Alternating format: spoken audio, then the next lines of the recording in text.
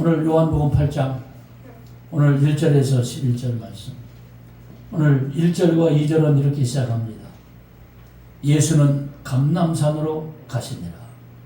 아침에 다시 성전으로 들어오시니 백성이 다 나오는지라 앉으사 그들을 가르치시더니 그랬어요.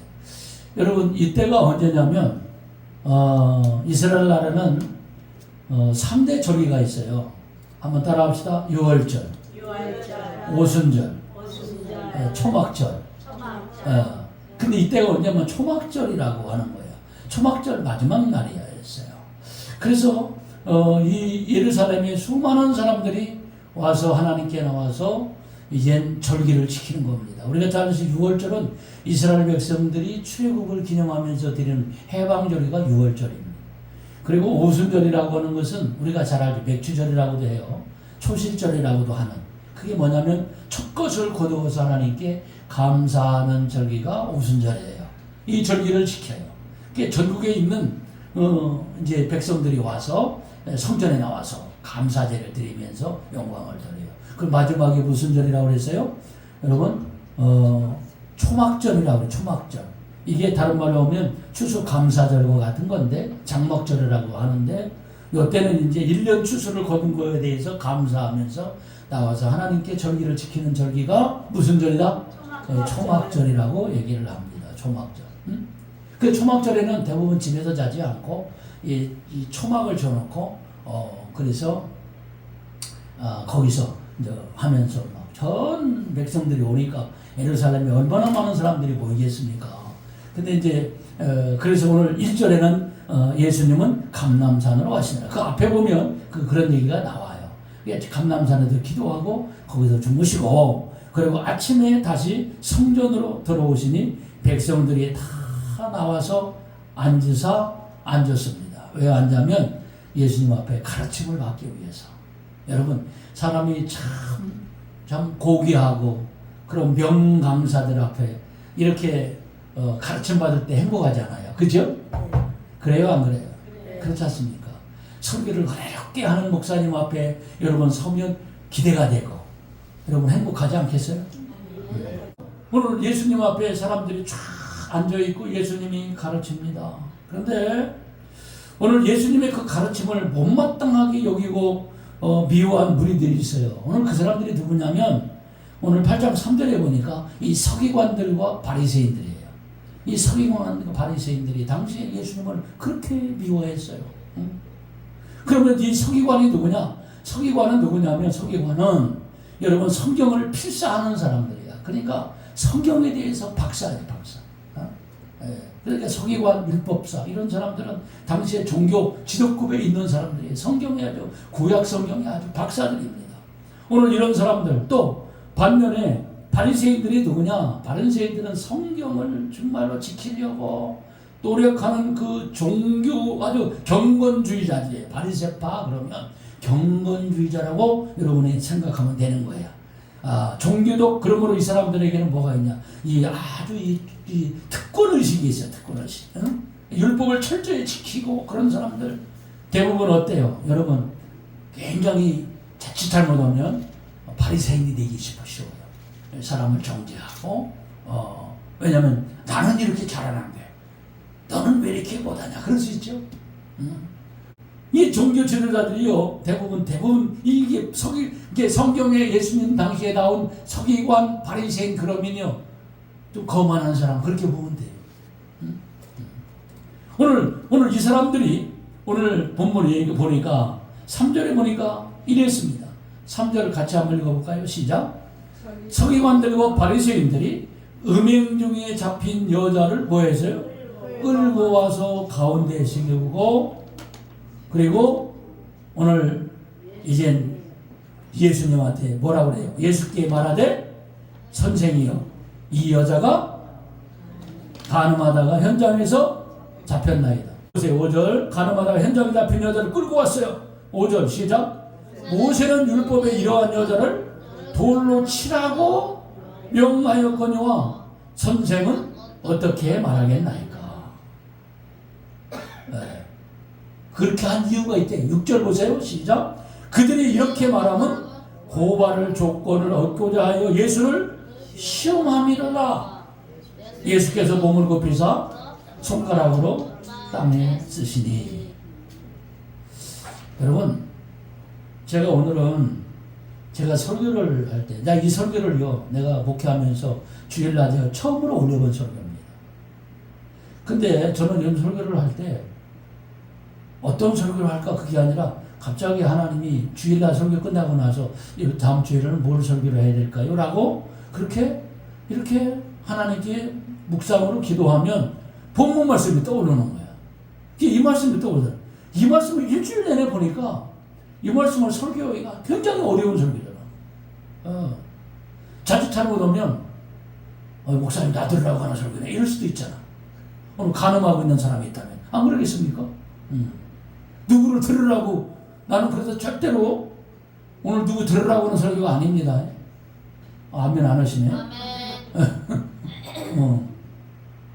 자, 오늘 이 사건이 어떻게 오늘 우리에게 오늘 이것을 통해서 하나님이 하시는 말씀이 무엇인가를 저는 들으려고 노력을 많이 했어요.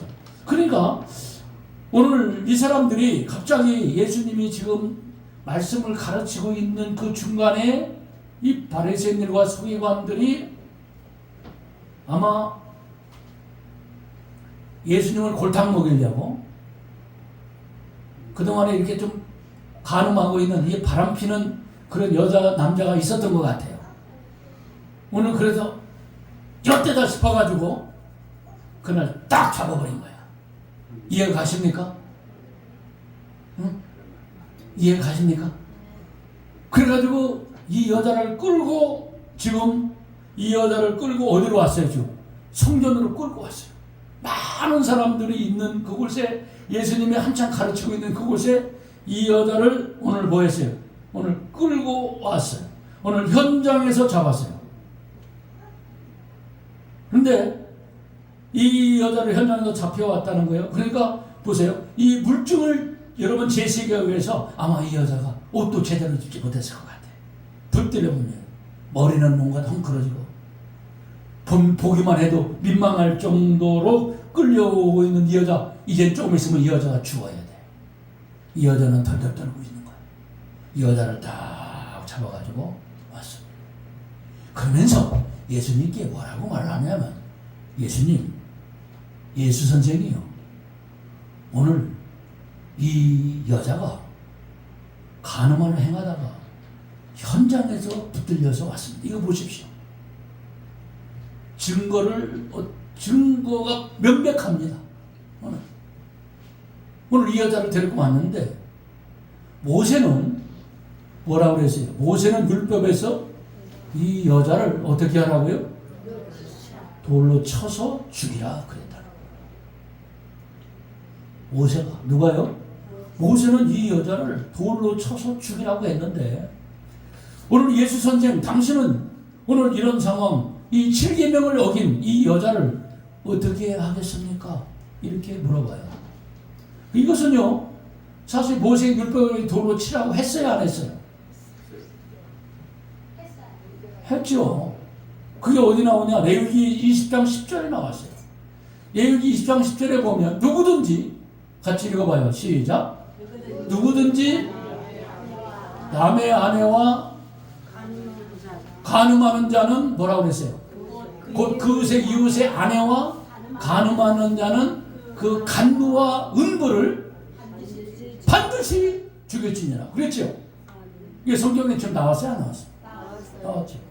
간음한 현장에서 잡힌 사람은 바로 죽어야 되는 거예요. 구약 율법에 보면. 모세가 이렇게 얘기했다는 거야. 지금 현장에서 잡아왔다는 거야. 물증이 다 있다는 거야, 지금. 오늘 이 여자를 성경은 얘기하고 있지만 그 행간을 읽어보게 되면 이 여자는 지금 간음하다 붙들려기 때문에, 여러분, 그 현장 보존을 해야 되기 때문에 그냥 간음할 수밖에 없는 그런 옷이나 모든 것들을 다 그걸 끌고 그대로 온 거거든요. 오늘. 그래서, 근데 좀 이상한 게 있어. 그게 뭐냐? 남자는 안 왔어. 데리고 왔어. 그렇죠? 남자도 죽여야 돼, 안 죽여야 돼? 왜 대답을 안 하세요? 오늘 분명히 간부도 죽이라고 그랬잖아. 그런데 여러분, 그때 당시는요, 남자는 안 죽였대. 남자는 그럴 수 있지 그랬대.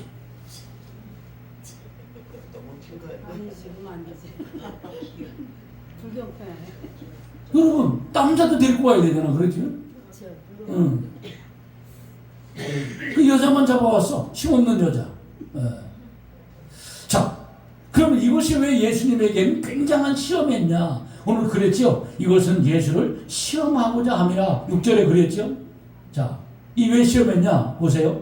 죽이지 마라. 그러면 무엇을 부정한 거예요? 성경을 부정한 거고 율법을 부정하는 거예요. 그렇죠? 그러면 예수님이 성경을 부정하면 어떤 사람이 되는 줄 아세요? 그러면요, 이 사람은 하나님께로 온 사람이 아니에요. 그렇지 않겠어요? 그리고 하나님의 아들이 아니에요. 그리고 다른 게 뭡니까? 너의 가르침은 가짜다 이거예요. 예수의 가르침이 이단이라는 거야. 그렇죠? 맞죠? 그 많은 사람들이 지금 보고 있는데, 여러분 예수님이 가르쳤는데 뭘 가르쳤는데? 구약 성경을 토대로 해서 하나님 나라를 가르친 거 아니에요. 그렇죠? 자, 그런가 하면 또 죽이라 그러면 무엇이 걸리는 줄 아세요? 죽이라고 그러면 뭐에 걸리면 로마 법에 걸리는 거예요. 아셨어요? 이때 당시에 로마가 이스라엘을 통치하고 있었어요. 그렇기 때문에 로마법에 의하면 여러분 가이사 황제가 만든 그 법은요, 간음했다고 사람을 죽이는 사형은 없었던 거예요. 그러니까 사회법에 저촉되는 거예요. 이게 죽이지 말라고도 할 수 없고 죽이라고도 할 수 없는 거예요. 왜? 여러분 이걸 보고 뭐라고 그래요? 여러분 진퇴양난이라고 그러죠. 여러분 같으면 어떻게 하시겠어요? 죽이라고 해야 돼요? 죽이지 말라고 해야 돼요? 죽이지 말라고 그래야 돼? 율법은 죽이라고 그랬는데, 율법은 죽이라고 그랬잖아. 여러분, 근데 그거 아세요? 왜 간음하는 사람들을 죽이라고 했느냐라고 하는 것은요, 신성한 가정을 지키기 위한 하나님의 사랑의 보호법이라는 거예요. 왜요? 세상에 음풍이 불어서 전부 세상에 간음을 행하고 있으면 가정이 제대로 지켜지겠어요? 지켜지지 않죠. 그래서 하나님께서는 가정을 보호하기 위해서 이 법을 줬다는 사실을 기억하세요. 그러니까 이것도 사랑의 법이라고 하는 거예요. 사랑의. 근데 문제는 아까도 얘기했죠. 모든 사람이 사실은 다 우리 마음속에는 죄성이 있다는 거기 때문에 오늘 그것을 통해서 오늘 예수님은 이런 상황 속에 이 율법을 주신 예수님께서, 여러분 율법은 예수님이 주신 거잖아요. 오늘 예수님이 오늘 어떻게 심판하는가에 대한 답이 오늘 본문에 나와 있어요. 예수님이 어떻게 이 상황을 처리하는가 보십시다. 여러분 오늘 6절에서 9절을 여러분 잘 보셔야 돼요. 6절에서 9절을 보면, 오늘 다시 한번 성경을 보세요. 6절에서 9절을 보면 시작. 그들이 이렇게 말하면 고발할 조건을 얻고자 하여 예수를 시험함이라. 예수께서 몸을 굽히사 손가락으로 땅에 쓰시니 그들이 묻기를 맞이 아니하는지라. 이에 일어나 이르시되 너희 중에 죄 없는 자가 먼저 돌로 치라 하시고, 다시 몸을 굽혀 손가락으로 땅에 쓰시니 그들이 그의 말씀을 듣고 양심의 가책을 느껴 어른을 시작하여 젊은이까지 하나씩 나가고 오직 예수와 그 가운데 섰는 여자만 남았더라. 여러분 이런 상황 속에 예수님이 어떻게 하셨어요? 이렇게 하라 저렇게 하라 하지 아니하시고 오늘 몸을 굽혀 오늘 뭐 했어요? 손가락으로 땅에 글을 쓰셨어요. 그렇죠? 땅에 글을 쓰셨어요. 예수님은 무슨 말씀을 하지 않았어요. 그리고 땅에다가 뭘 쓰고 계셨어요. 여러분 뭐라고 썼을 것 같아요? 뭐라고 썼을 것 같아요? 이 못된 놈들아, 나를 골탕 먹이려고 이런 상황을 만들었느냐? 이렇게 썼을까요? 어?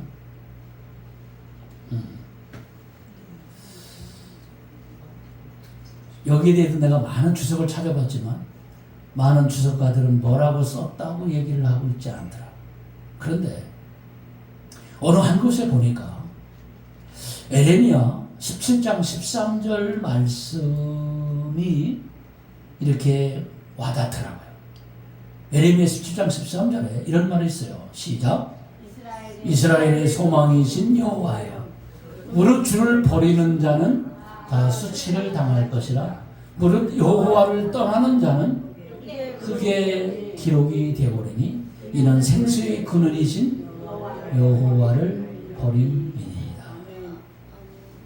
그러니까 당시에 종교인들이라고 자부하는 바리새인들, 사두개인들, 이런 서기관들, 제사장들은요, 사실은 어떤 자기의 그 기득권을 챙기기 위해서 사실은 성경을 붙들고 있었던 것이지, 주님을 진정으로 사랑하는 마음을 가지고 있는 사람들이 많지 않았다는 거예요. 어떤 면에서는 주님이 봤을 때는 뭐라고 얘기하냐, 다 여호와를 떠난 그 마음이, 하나님을 떠난 사람들이 너무 많다는 거예요. 여러분, 대한민국에 지금 얼마의 기독교인이 있는지 모르지만 정말 하나님을 사랑하고 이웃을 사랑하는 마음으로 사랑하는 사람들이 얼마나 될까? 오늘 그런데 예수님이 뭐라고, 오늘 여기 에레미야는 뭐라고 그래요? 흙에 기록된데 어떤 사람들? 여호와를 떠나는 사람들, 하나님의 생수를 버린 사람들의 이름은 땅에 기록이 되리라. 나는 생각을 해봤어요. 예수님이 뭐라고 오늘 이름을 썼대? 그 돌을 들고 있는 사람들의 이름을 쓴 것 같아. 지금 돌을 들고 있어요. 돌을 들고 있는데 칠참이야. 이 여자를 세워놓고 이제 돌로 치는 거예요. 돌로 치는 것은 죽이는 거야. 스데반 집사를 죽이고 이런 건 아시죠? 로마법이 있어도 걔들은 죽이더라고. 군중이 죽이니까 어떻게 헤롯 왕도 어떻게 할 수가 없더라고. 그러니까 그게 주님은 계속 쓰시는 거예요. 근데 놀라운 사실이 나왔어. 그걸 쓰고 있는 순간에 사람들 마음에 뭐가 일어나냐면 양심의 가책이 일어나기 시작했대요. 오늘 9절에 그들이 이 말씀을, 그러면 예수님이 죄 없는 자, 너희 중에 죄 없는 자가 먼저 돌을 치라 그랬지요? 오늘. 이 말씀도 썼을 거예요. 분명히 예수님이 너희 중에 죄 없는 자가 먼저 돌을 치라. 이 중요한 단어가 뭐냐면 먼저예요. 제일 먼저 치라는 거예요. 제일 먼저. 먼저 치라. 죄 없는 자가 먼저 돌로 치라. 그동안 갑자기 사람들이 마음에 양심의 가책이 일어나서 이젠 어떻게 합니까? 나가기 시작. 그 자리를 떠나기 시작해. 그런데 누구로부터? 어른으로부터. 왜 어른으로부터 떠났을까요? 젊은이가 아니라. 여러분, 이것을 잘 봐야 돼. 성경은 어른들이 죄가 많거든요. 애들이 많겠어요? 어른이 많겠어요?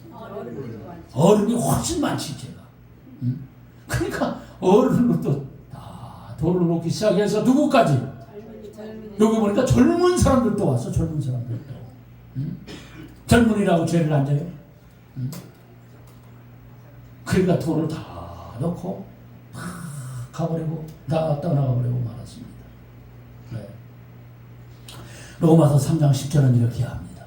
로마서 3장 10절에 이런 말씀이 있어요. 기록된 바 의인은 없나니 하나도 없다. 여러분, 무슨 얘기예요? 먼저 돌로 칠 수 있는 사람, 깨끗한 사람, 죄가 하나도 없는 사람 한 사람도 없다. 그 말이에요.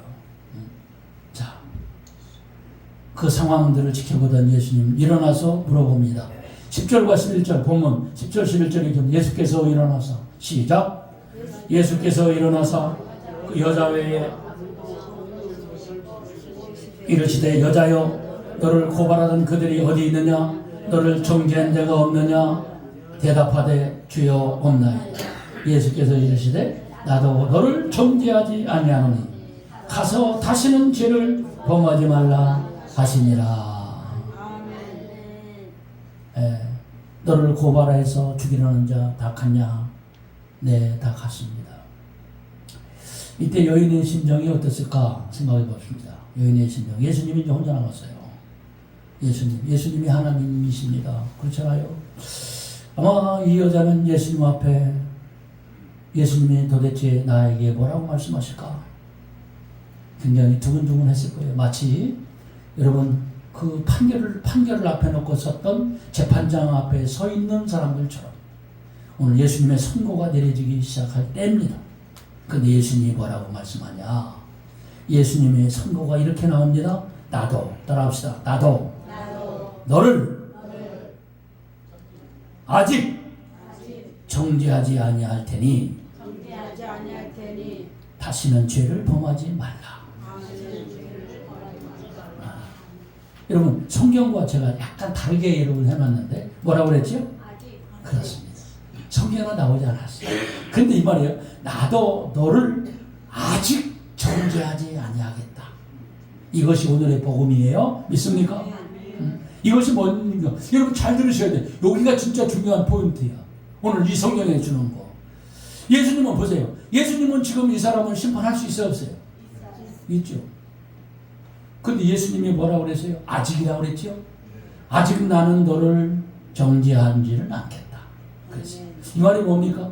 이젠 바로 정죄를 보류한다는 거예요. 정죄의 보류요. 무슨 얘기냐? 회개할 기회를 주시는 거예요. 믿습니까? 정죄하실 수 있어요. 그러나 한번 따라합시다. 선고유예. 선고유예. 여러분 선고유예라는 거 여러분 아세요? 법정 용어입니다. 이거 선고를 해야 됨에도 불구하고 그냥 유예를 시켜버리는 거야. 이 예수님의 사랑이에요. 오늘 이 여자 분명히 오늘 죄값 받아야 돼, 안 받아야 돼? 받아야 돼요. 근데 오늘 주님은 이 죄를 유예시켜주는 거야. 유예. 여러분 유예시켜주는 하나님을 믿으셔야 돼. 우리가 얼마나 못된 짓 많이 합니까? 그럼에도 불구하고 주님은 나를 선고를 유예해 주시는 거야. 네? 그걸 아셔야 돼. 언제까지 유예해 주시느냐? 깨닫고 회개할 때까지. 그게 은혜야. 그게.